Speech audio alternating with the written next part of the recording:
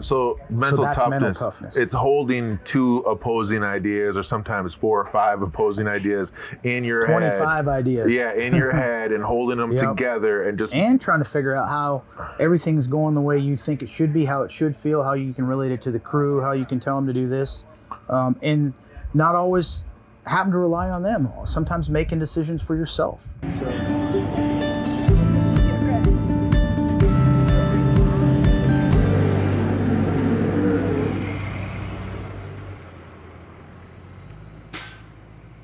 Would somebody, are those guys, is the subtext of that conversation kind of like somebody who's not going to put the pedal to the fucking floor doesn't have the nerve? Is it a question about balls or nerve? It has a lot to do with it. Right? It has a lot to do with it. Right. So, and so that would be managing fear, right? Well, it's managing fear. It's common sense. Sometimes you think you're going that fast, or you're doing things right, and you're not. You know? Right. And so, and there's places we go. Don't get me wrong. That the speed is for what you're in an open cockpit car, and the way it goes over your head and all that. It can be somewhat uncomfortable, you know. Yeah, anytime you strap 900 horsepower to a bunch of pipe cleaners and drive it around track, man, muffler tubing, you know, like fuck it, man. I get it, but you know, like that idea of it's going to be scary. So the idea of managing that fear, like when I hear you talk about mental toughness, I guess I don't understand it. I think what you might be saying is you're talking about managing fear. No, it's mental toughness is a lot of things. The best way I can describe it is this: if you go out on the track tomorrow night and you tear a car up, like you kill a car, and your guys got to pull another car down, you got 2 more in the trailer, and let's just say you're here at Willamette, Oregon. Now you've had 3 cars, you're down to 2. And you're like, oh man, if something happens, we're kind of screwed here, and we're racing for a championship, or we want to race. It's got us in a jam. So now your decisions on the track become a lot different. There was a risk you might have taken when your trailer was full of parts, you're not going to take it so much once you've crashed a car. And it changes the way you think about things and the way you attack the race. And generally what happens is because you're doing something different, than you're out of your element and your comfort zone, then you tear up something else again. You know what I mean? We just saw it last weekend with a guy. And the more you get dejected and the more you get beat yourself up, right, the harder it gets to try to block that out. And I've done all of that. I've done it. I've beat myself to the ground. But I figured out how to learn from it and how to stay away from that. Some people never figure that out. That's something that my father helped me with.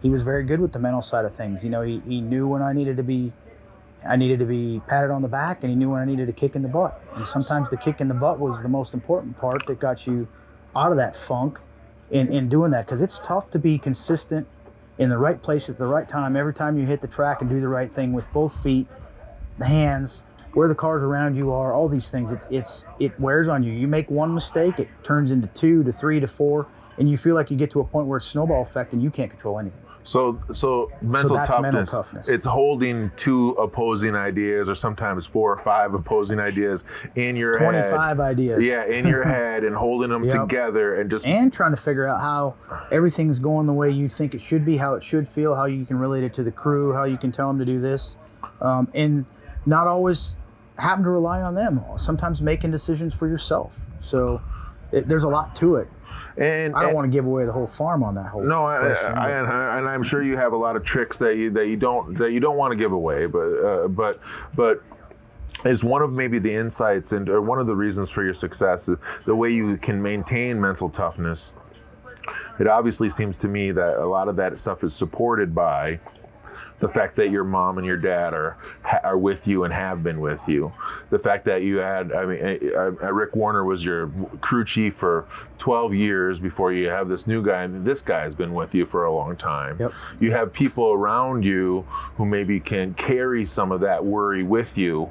And so when did you realize that kind of organization was necessary for mental toughness? Every detail, like what you just listed, every one of them details is a plus. That's how you do it. You know, you're around people all the time that know how you think and how you react. They know you're not going to tear up. You know, one thing about that is you start tearing things up, and then the crew guys, it puts a lot more work on those guys, because generally your body's beat up and you're not standing there with them building a new car in the hotel parking lot at 5 o'clock in the morning. Right. You know, building that camaraderie up with your guys and knowing that you're going to do the right thing and you're not going to put yourself in a bad spot, and it's just continually gets better. They'll work harder to make sure that the performance is better, because they know you're going to take care of things the right way. So I don't know, to this day, I'm still learning that. You know, times change, things evolve in the sport.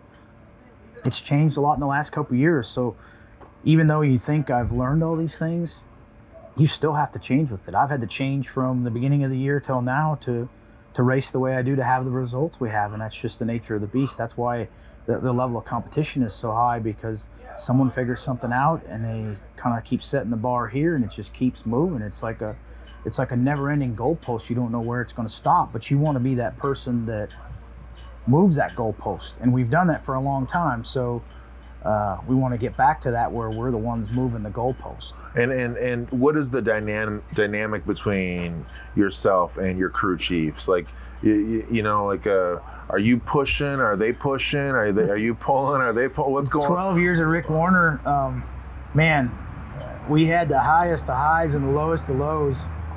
I wouldn't say the lowest of lows, but, you know, we argued every night. But some people, that's just how their relationships are.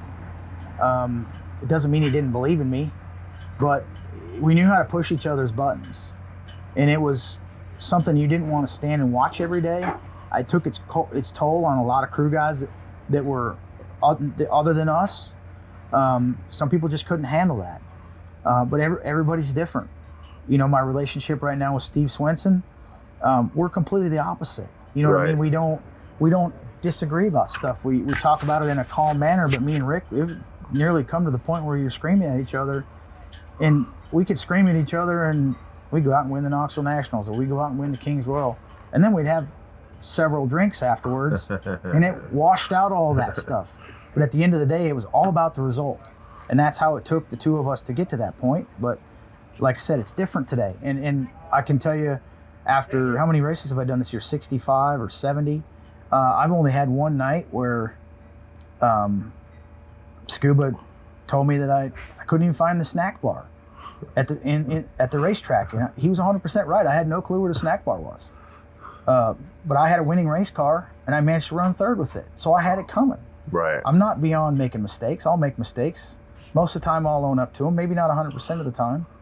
So he was saying you weren't paying attention out there enough, no, or you weren't saying aware? That I wasn't paying attention, but sometimes you zig when you should have zagged. You know what I mean? You're in the right place at the wrong time. And I tried to say after the race, and we were at his home area, so he wanted to do extra good and had family there.